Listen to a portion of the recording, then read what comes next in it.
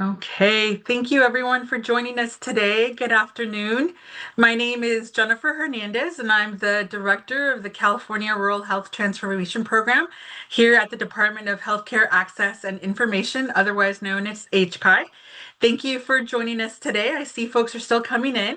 Really appreciate you taking the time to join us today and for the work that you do every day to care for rural Californian communities across the state. As you know, today's session is primarily focused specifically on EHR modernization grants, one of the first funding opportunities launching under CalRHT this summer. And our goal for the next hour or so is to provide a walkthrough of this particular grant and guide and let your organization know and prepare for how to submit a strong application, how to complete that application during the application window. And so, again, just as a reminder, this session is being recorded. Okay, before we go any further, one important note is that I just want to be mindful of encouraging you to have early and sustained participation because it does matter. Additional funding opportunities will exist beyond this year. This is budget year 1, and we have budget year 2 through 5 that we can anticipate. So the best possibility is that you're continuously engaged in the process so that you know what opportunities are coming forward in the next few years. Organizations that engage early, even in the most particular ways, is going to be really important to make sure that you're selecting the opportunities that best fit your organizational needs. And so the better positioned you are for both current opportunities and future opportunities, the better you'll be in terms of making the right selection. And so again, just appreciate that you're here today to learn more about this particular EHR opportunity. Joining me today for this session are Dr. Limina Tefera, our Chief Medical Officer and Deputy Director for Innovation, who's going to share an overview of the CalRHT program, along with my colleague Jacob Parkinson, our Data Exchange Framework Program Director, who's going to lead us in a walkthrough of the RFA, the grant guide, and relevant materials. Just a few quick housekeeping items. Before we begin, we have muted all attendees just to make sure that we can get through the content and allow an opportunity to have conversation later on. This session is being recorded, and we will be sharing the slides and the recording afterwards on our website, on the CalRHT website. Just as a friendly reminder, please use the Q&A box at any point in have a question. We just want to make sure that we can properly track the questions and be able to address them forward. And with that, let's get started. I will turn it over to my colleague. Thank you, and good afternoon, everyone. Welcome to this CalRHT program webinar. Thank you, CalRHT Director Jennifer Hernandez, for the introductions. On the slide is an overview of the CalRHT program. The visual there shows what we've previously described in our project narrative, which is the transformative care model, which leverages workforce initiatives and technology and tools initiatives to develop a connected, resilient rural health system across every community in rural California. The aim of the transformative care model is to develop person-centered care by developing primary, maternal, specialty, and chronic condition care focused collaboratives that will be achieved by developing a sustainable workforce and also leveraging the benefits of specific technologies to bridge workforce gaps that communities encounter. In the subsequent slide, I'll be detailing more how we envision rural collaboratives as an instrument to improving care throughout rural California by elevating evidence-based and evidence-informed care deploying tools to bridge gaps in low resource communities, and also describe how CalRHT will be investing in readiness and preparedness to improve healthcare access and capacity across rural healthcare systems. Next slide, please. Reviewing the CalRHT initiatives, as I touched upon briefly, the transformative care model is built on developing rural collaborations to implement care models built on a foundation of a skilled workforce and effective technologies to bridge gaps in that workforce for rural communities with the intention of elevating access, quality, and sustainability for rural health systems. In the first budget year, the Accelerator Partnership Grant Guide and funding opportunity was for 39 million. And this amount is to help applicants and achieve their initiative goals to improve their community needs in a specific service line, whether that's maternity, primary care, or something else that's been identified in the rural community regarding a care gap that a local hospital and clinic or combination of clinics are working together to achieve. Our workforce initiative has a long-term strategy to improve workforce across rural Californians and a short-term aim to improve the relocation, retention, and recruitment of healthcare providers across rural California. The Workforce Recruitment Retention Initiative is funded at 54 million, and that will support education pathways, clinical pipelines, and direct clinician support for entities in rural California to retain and recruit the type of specialty, primary and other support care they'll need to provide resources in their communities.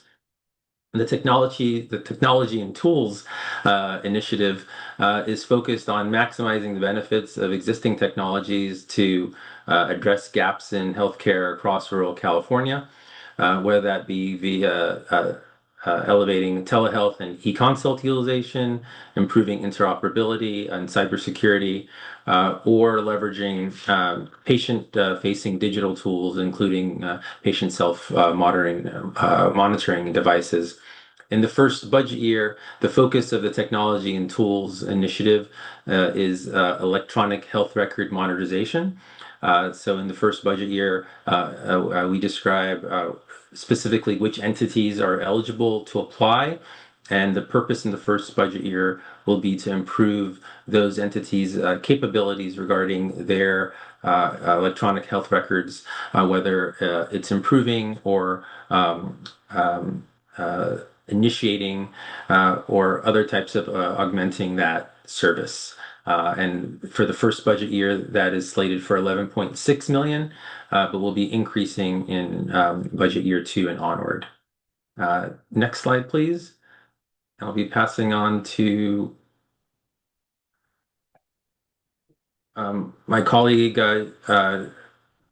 Director Hernandez, talk about funding availability and the award structure. Thank you, Tev. I'll jump in on this one. Jacob Parkinson, Program Director, Data Exchange Framework, and supporting here on the Rural Health Transformation side. We have a really nice grant award here for budget period 1 for this EHR Modernization grant. Just over 11.5 million available to start. We're looking at a ceiling of $2 million per award for this budget period. Now, if your implementation of an EHR costs more than 2 million, we'd still very much encourage you to apply, but we'll need a credible co-funding and sustainability plan for all of the funds north of what you receive.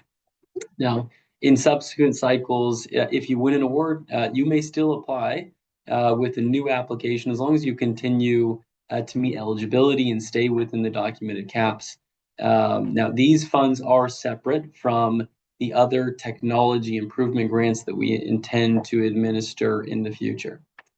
We're going to determine final award amounts based on a number of factors. This includes how much funding and applications come in, the geographic and facility type distribution within this technology need, application scores, and certainly our commitment to funding tribal sites. Go to the next slide. Now, facilities must be rural providers, and they must be within these categories here listed at the top. This includes hospitals in rural areas, including general acute care hospitals, critical access hospitals, and acute psych hospitals, FQHCs and FQHC lookalikes, rural health clinics, tribal clinics, other comprehensive community health clinics, healthcare districts, skilled nursing and long-term care facilities, and county-operated outpatient facilities. Now, I'd encourage you to look at our grant guide. It goes into detail about who are eligible and who is not, but I'll make a note that when we talk about rural, we're talking about HRSA's federal definition of rural, and there is a tool, a standard tool that you can use to look up your facility or organization. I would encourage you to use that to see if you would be eligible for this award. Now, what we're looking for here is no more than one organization on any given application. But a single application can cover any number of facilities or sites where there is one EHR being implemented for one organization. So we'll try to keep that as close to 1-to-1 as we possibly can, understanding that many facilities might be implementing the same EHR as a part of an enterprise EHR project. And no joint consortium or pass-through application will be accepted. Each applicant is going to hold its own grant agreement with HCAI, and technology vendors and health information organizations or exchanges may not apply for this award in particular. We'll go to the next slide. Okay, as far as allowable uses go, what we're looking at here is specifically adopting and configuring a first-time certified EHR or replacing an existing EHR with a certified EHR. Now, as Dr. Tefera mentioned earlier, in year one, we're really concentrating funds on establishing foundational EHR capabilities that these rural facilities need the most. Upgrades and optimizations, tweaks of an existing certified EHR are really not eligible here, but they might be included in future grant opportunities here through this program. Now, our applicants will need to submit budgets, and those are across 7 cost categories. Just to briefly go through this, licensing and subscription fees, implementation configuration, data migration, interface and interoperability development, which we'll talk a little bit more about, training and change management, IT hardware and equipment, and program costs. There will be an allowance available for that. As a note on interoperability, this is really about internal work to build and activate connectivity within an EHR. It is not to onboard with an HIE or a QHIO or to fund participation fees. Those are not permissible under this grant in particular. Now, program costs, as I mentioned, there is an allowance here. We do not allow indirect costs, but in its place, up to 10% of the award may cover staff time coordinating your grant. We're not going to go into all of the unallowable costs. I would encourage you to take a look at the grant guide for that. But just to highlight one here, pre-award costs are not allowable. So any funds incurred before the grant agreement is executed are not permissible for this program. We'll jump to the next slide. So for this grant, we're going to be looking at a few different 5 really different areas where we'll be scoring. So the first is feasibility and vendor readiness. This is 30 out of our possible 100-point rubric. And this is specifically, we're looking for applicants with named vendors, letter of intents, or vendor attestations, very clearly prime position ready to begin their project. They've done the homework already. They know what they intend to do with this project, and there's a clear intent from the vendor that they are expecting to work with. The second area is a baseline capability gap. Now, the strongest applicants will have the most acute need for an EHR. That means no EHR or on paper records or using a non-certified EHR at the time and looking to replace it. For budget and sustainability, this is really, it needs to account for all of the project costs, including any costs that are over the award that you are requesting. So this looks like anything beyond the $2 million ceiling, how you intend to fund that with your organization's budget capacity. For the fourth, regional network integration, we're looking at how your EHR modernization actually improves your capacity for referrals, care coordination pathways, and interoperability within your given region. And lastly, for cybersecurity, we're really looking specifically just for an attestation that your implementation will meet specific federal cybersecurity requirements that we list in the grant guide. I mentioned, as I mentioned, the grant guide includes the full rubric. I would encourage you to give that a quick look. Next slide. So applicants are going to need to submit a budget using the template we provide with the application. That budget will need to align to 7 different cost categories. It'll need to disclose the total project cost, quantify any gap above the ceiling or above what you request, and explain any co-funding sources and timing. HCAI will not fund a project that the budget can't credibly complete. Applicants must additionally submit a work plan using the template provided at the application, and that work plan will have to include a number of different things like the vendor selection and implementation plan, your approach to actually selecting an EHR partner, how you intend to procure it, when you intend to execute a contract, etc. The DXF connectivity plan describing, hey, are you currently a signatory to the DXF data sharing agreement? Do you currently work with a QHIO or a nationwide network? And what is your planned approach to increasing your interoperability and your data exchange and connectivity across the state? It'll need to include a reporting plan, including your plan to complete specific activities necessary for this program and financial reporting for this program. And we will have specific milestones dedicated through the program that will be associated with when funds will be released. And lastly, this is a milestone based, as I mentioned, reimbursement oriented grant. So there are 4 milestones. Milestone 0 is really just a signed grant agreement. It requires an HCAI approved implementation plan, budget, work plan. Milestone 1 is when the first funds are actually dispersed. This is 40% of the funds will be dispersed upon completion of milestone 1. And that really looks at completing a technology readiness assessment showing this project's feasibility and a signed vendor contract dated after the grant agreement execution.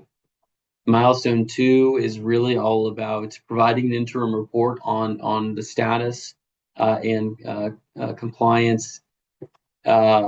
It is going to look at baseline training that is required for the implementation of this project and for go live. And lastly, milestone 3 is going to be where we disperse the remaining 60% of the funds. This will be your final report confirming that you went live with the EHR and that you've signed the data sharing agreement, that you have completed the connectivity associated plan associated with your application. You've completed your security risk assessment. You have sustained cybersecurity certification and patient portal access as listed in your application. These are all in attachment B in the grant guide. Would encourage you to take a look. We'll jump to the next slide. A few quick dates. The applications opened a week ago, on July 20th. They close on August 21st at 3 p.m. And this is submitted through our web-based portal. So you'll need to get your digital application in by August 21st.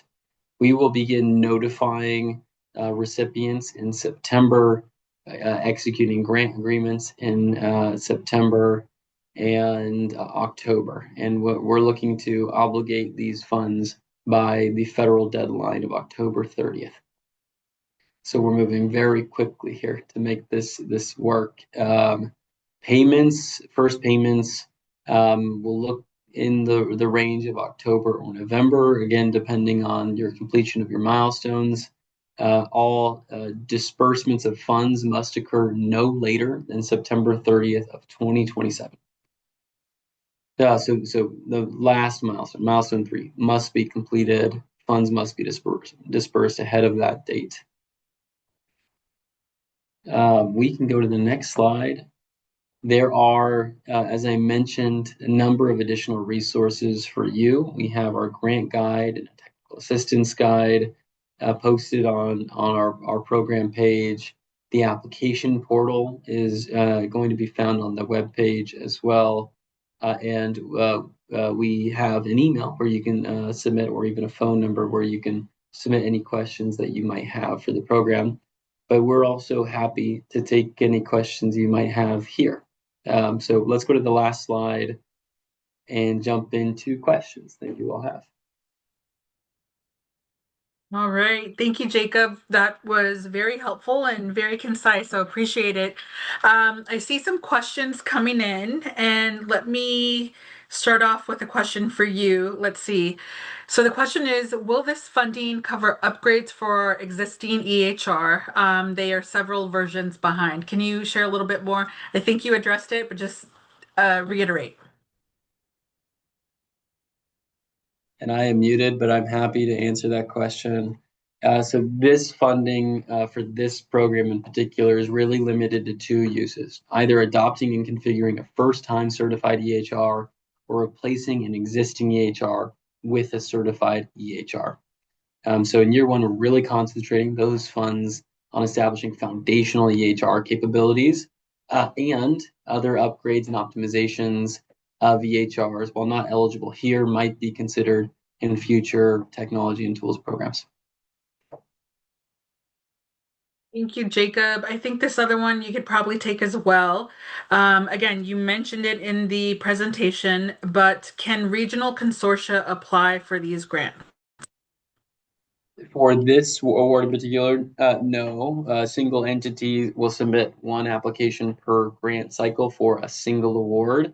That could include multiple sites implementing an EHR, but those sites will need to be part of the same legal entity and hold a single grant agreement with HCAI. So again, joint consortium pass-through applications are not permitted here in this award. Thank you. All right. I think you should take this one, Dr. Tefera. The question is, can an organization apply for more than 1 grant? They're looking for ways to complement planned accelerator grant submissions. Thanks. Yes, an organization can apply for more than 1 grant. As folks will see on our grant opportunities page, we have this EHR Modernization Opportunity Grant. We also have the Accelerator Partnership Grant. Soon we'll be releasing a Workforce grant. There's also an Expand Role Capacity grant focused on family medicine obstetric fellowships. Hypothetically, if someone is applying for an accelerator partnership grant opportunity focused on developing a specific type of initiative for their community, and that site, whether it's the hospital or the clinic, also wants to have support to implement a certified EHR, which they currently do not have, then they'd be eligible to apply for this EHR modernization grant. In general, for the different grant opportunities that we're posting on our CalRHT website under grant opportunities, we encourage applicants to seek out as many funding sources as they can. If you have any questions about eligibility, please email us at the info@calruralhealth.org, and we're happy to clarify if it makes most sense to apply to one grant or both for your particular circumstance. Thank you. And the only other piece I would add there, Dr. Tefera, is yes, we encourage you to apply to multiple grants. Just be mindful of your ability as an organization to deliver on those particular grants, in particular because we do have clear timelines that dollars need to be expended by September of 2027. So just keep that in mind as you're making the decision at your organization. All right, we have another question coming in. So it looks like this organization is asking if they qualify, given they just implemented a new EHR a few weeks ago, and will post-implementation projects related to EHR qualify under this particular grant. I'm happy to take that one. In this case, no pre-sub award costs, anything incurred before your execution of the grant agreement are unallowable for reimbursement. Now, upgrades or optimization of a certified EHR that you recently adopted are also not eligible here, but as I mentioned, those might be eligible under future rural health transformation grant programs. So I would encourage you to keep an eye out. Okay, another one for you, Jacob. Can you elaborate a little bit more about what happens when a project exceeds the $2 million grant cap under this award? Yeah, absolutely. So there is no cap at all on project costs. The cap is really just on the award that you will receive. So if your project costs more than 2 million, but you believe you will be able to have a sustainable funding plan for anything more than HCAI gives you as a part of this award, we would encourage you to apply in your application. You will need to provide specific documentation and justification of your ability to provide that funding. You will need to disclose the total project cost. You'll need to identify the gaps between your award and the total project costs and explain just where that money is coming from, the timing of it. If you do not account for the total project cost in your budget and sustainability plan, you will score lower. And we're looking for folks who believe they have a credible plan to demonstrate they can both fund this project now and fund it long term beyond the grant award. Okay, thank you for that. And then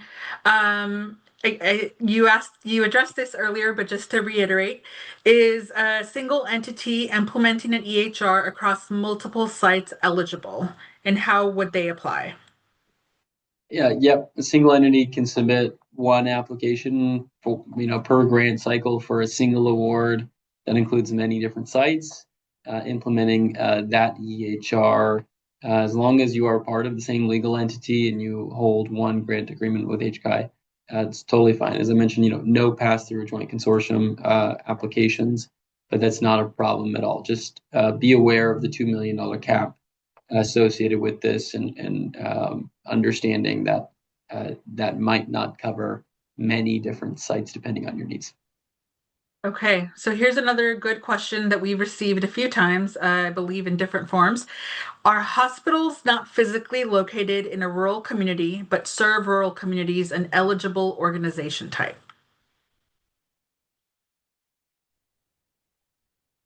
Yeah, I'm happy to take that one. For this, in particular, the facility or the organization must be physically located in a rural setting. Thank you for that. All right. There's another question coming in. Jacob, if you don't mind taking this one. For the workforce development and other tech initiatives, are tech vendors from out of state able to apply directly, or do they have to partner with local providers? Yeah, thank you for the question. Technology vendors are not eligible to apply for this grant at all, whether that be in state or out of state. So we'd encourage you to work with provider partners to get those applications ready. Only the eligible rural provider, as we mentioned in the deck and in our grant guide, may apply for the program. Thank you. All right. Let's see. Here's another question for you, Jacob. How does HCAI define an other comprehensive community health clinic? Yeah, so for this one in particular, other comprehensive community health clinic means a licensed community clinic or free clinic.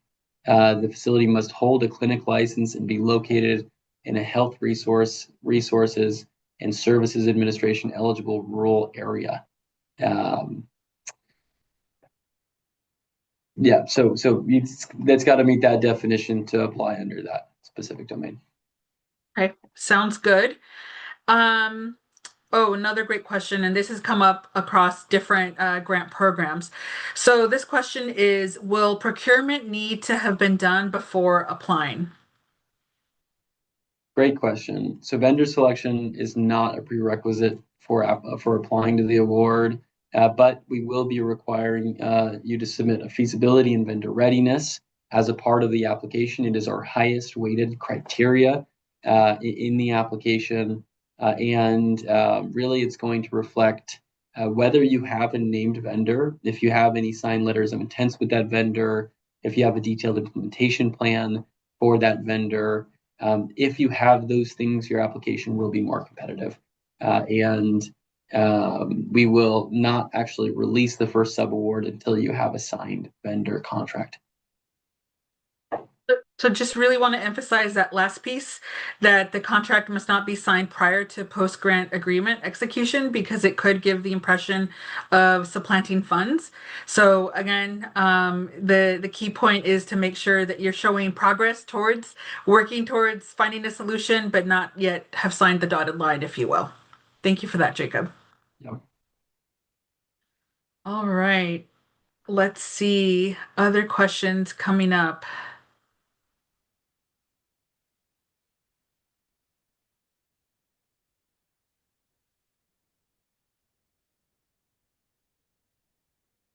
All right. Some of these are starting to be a little repetitive, so apologies for the delay in reviewing these.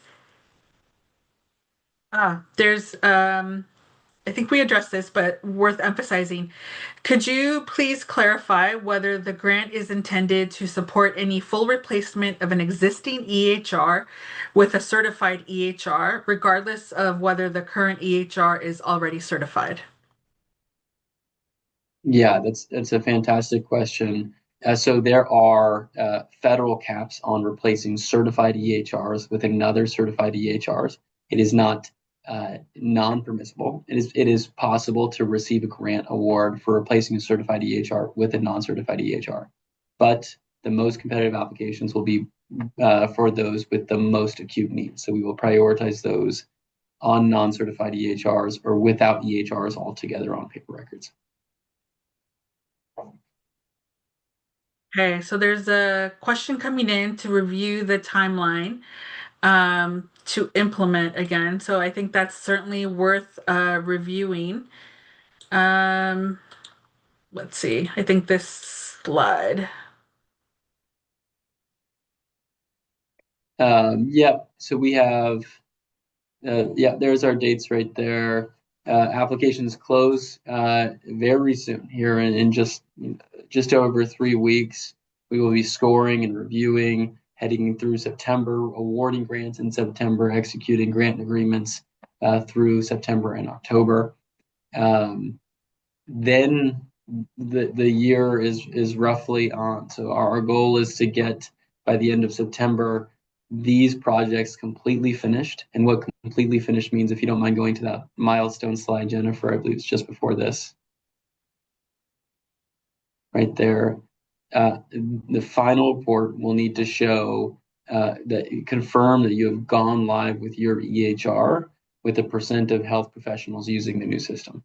It will also require confirmation that you signed the DSA and you fulfilled certain metrics associated with the application. But all to say that will need to be done within the year by end of September 27.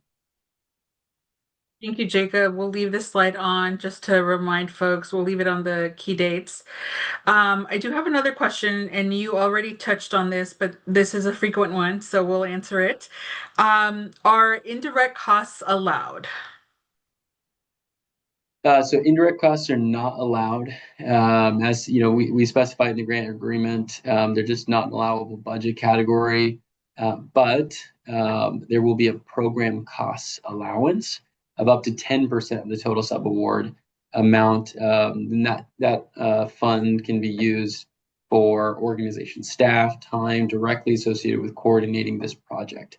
It can include things like grant administration, vendor management oversight reporting, compliance activities.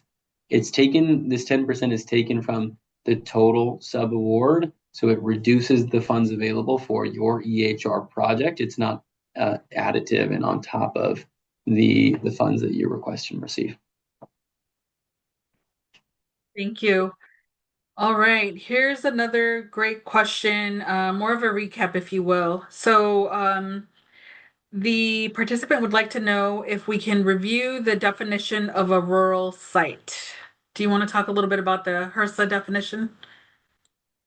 Yeah, absolutely. So there is a federal definition to rural that we're using here. This is the Health Resources and Services Administration definition of eligible rural area. So that can be found in our grant guide. It can also be found in this deck here. The beautiful thing about it is there is a standard tool that's referenced by CMS and HCAI that can be used to identify whether you are eligible or not. So we'd encourage you to use that tool. There's a link here, and again, a link on our webpage and in the grant guide that you can use to plug in your address, your organization's address, and see if you apply. Okay, and if our colleagues wouldn't mind dropping in that HRSA locator, that would be great. And again, we will be posting these slides, so that should give you an opportunity to also review this at your leisure. Okay, let's see. Other questions coming in. What can you share about year two? When will the next round of grants be available for the public? Do you want me to take that? Yeah, absolutely. All right, so just a little bit about that process. So, as you all are aware, this particular grant is on a year-to-year basis. There was an initial investment across the country for $50 billion over the next 5 years, with each state having access up to $1 billion. And so we are currently in the process of implementing budget year one. And later this year, we will have a better sense of what our award is for budget year two. So later in the winter, early 2027, we'll have more information about what will become available for budget period two and beyond. All of this information will be available on the HCAI website. So make sure you're tracking that information regularly.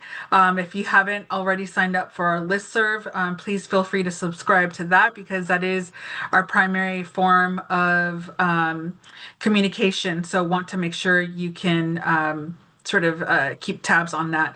But anything you want to add, Jacob, about sort of what you anticipate coming forward specific to tech and tools in future years? Yeah, we believe EHR modernization is the start, it's the foundation, and there are many other technology needs that rural facilities have, whether it be cybersecurity or revenue cycle management, interoperability, you name it. And we believe that we intend to administer other grants to support these initiatives, but certainly it's based on funding availability in future budget periods, which is to come. Thank you. And maybe Dr. Tefera, you can take this next question.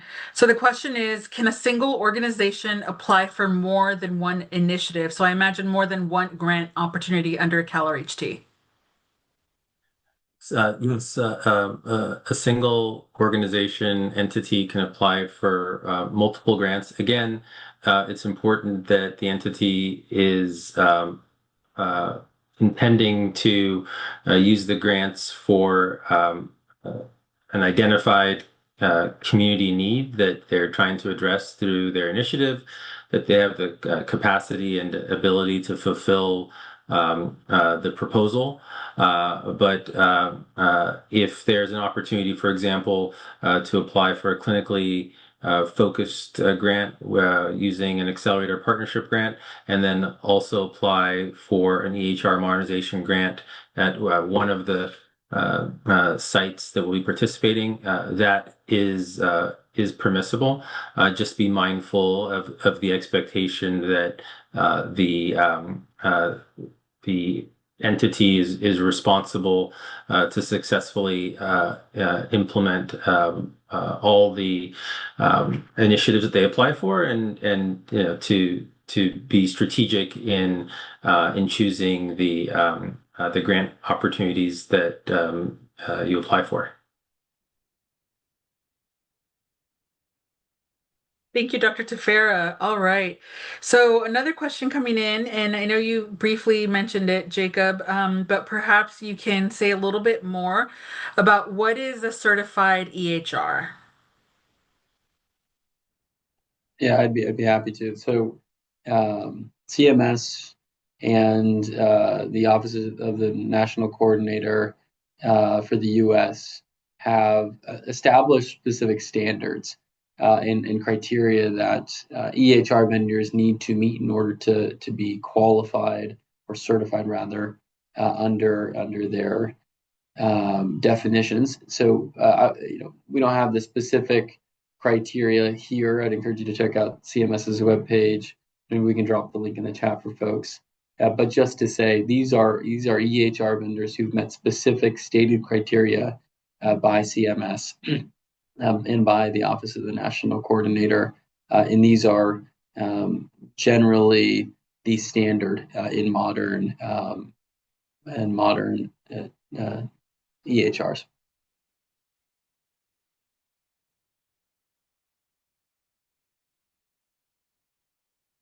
Thank you for that. We have another question. Um, can you reiterate one more time about what happens if you're not able to apply if a health center signed a vendor contract before to application? Sure. Yeah. Any costs that your organization incurred before the grant agreement was executed are not allowable for reimbursement through this program. We would encourage you not to execute any vendor contracts if you're looking to apply for this program.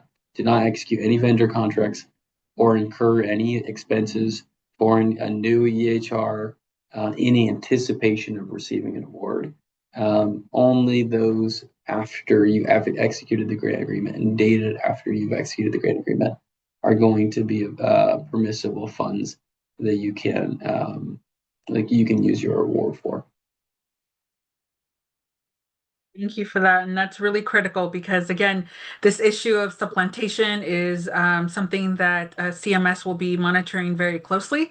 And so we want to make sure that we're all in a good position to be able to clearly show that we're meeting those requirements. So very important. Another question that's coming in, will there likely be more EHR transition money in year 2 and beyond?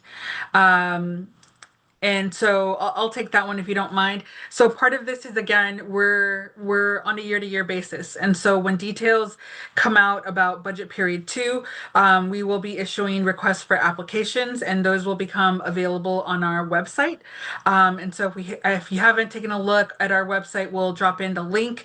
Make sure you're subscribed and revisiting the website frequently just to be aware of these different opportunities. But there likely will be more financial support for tech and tools, and so it will all be dependent on future funding. All right, let's see. Other questions. Um, Great question. So, Jacob, for you, if you could take this one, is the EHR modernization grant the only opportunity for the technology and tools category this year? This year, short answer, yes. And we, will be looking to expand the technology and tools grants under future budget periods, pending CMS approval, of course, to fund expanded technology and tool related initiatives beyond EHR adoption into ideally many other things. But these future programs, they could support a number of different initiatives: telehealth, e-consult, cybersecurity, population health, consumer-facing tech tools, interoperability, care coordination related tooling, revenue cycle management related tooling. Um, yep. Just to add on, the Accelerator Partnership Grant opportunity related to establishing local rural collaboratives offers the opportunity to leverage telehealth and e-consult specifically in addressing a rural community's care needs. So if your interest is specific to increasing telehealth and e-consult, it could be that the grant opportunity this year that offers the most opportunities is the Accelerator Partnership grant opportunity. So please review the grant guide for Accelerator Partners and those details also on our website to see if you're eligible for that award.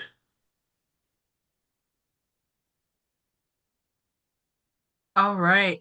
So again, friendly reminder, as you're going through the application process, if you encounter any tech issues, need support, please go ahead and email us at info@calruralhealth.org.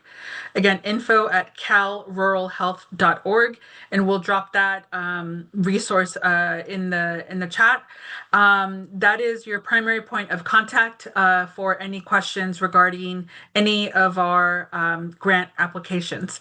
So that's one thing. And then I just wanted to have take a moment, Jacob, if you don't mind, just to reiterate the key dates to make sure that folks understand the timing of applications and whatnot so that they can be prepared to submit their applications. Yeah, absolutely.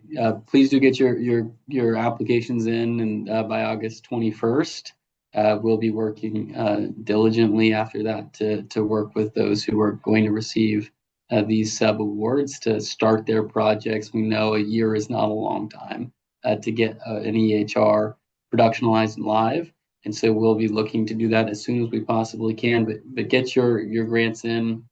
Um, Now, as it mentions at the bottom here, applications are rolling, as in we're reviewing as they come in. But I just want to encourage everyone, as we mentioned, there are many optional things here: vendor attestation forms. Um, you know, uh, just would encourage you all to focus on the quality of the application as opposed to the timeliness of the application. And really make sure that your application is as competitive as it possibly can be. Thank you, Jacob. And with that, I will make sure to go to this last slide with our contact information again. Just to reiterate, a lot of the questions that have come in are duplicative. There are some that require a little bit of more research and sort of reconciling with CMS guidance. And so we may not have been able to address your question if it falls into that category. So we will be consolidating those. And if you have another question in the interim, please feel free to email us at that info@calruralhealth.org to make sure that we get any further questions that weren't addressed today. So again, really critical to email that email address so that it doesn't get lost. And it looks like we're coming towards the end here because many of the questions have already been answered. Again, the other option is for you to call in if you're in the portal, you're going through the application and you have any questions that are coming up or you have the need for tech support. Feel free to call in our partner that is taking phone calls. That's at 855 CalRHTP. Again, 855 CalRHTP. And so that's your best point of reference for any questions that might be coming up. And with that, let me see if there's any other questions that we might be able to tackle before we wrap up. Let's see.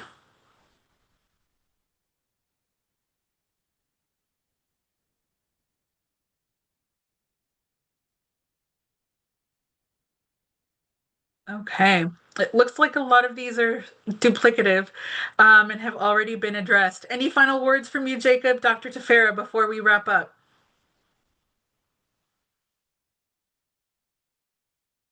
Thanks, We're looking Jennifer. for we're looking forward to I'll, reading the applications.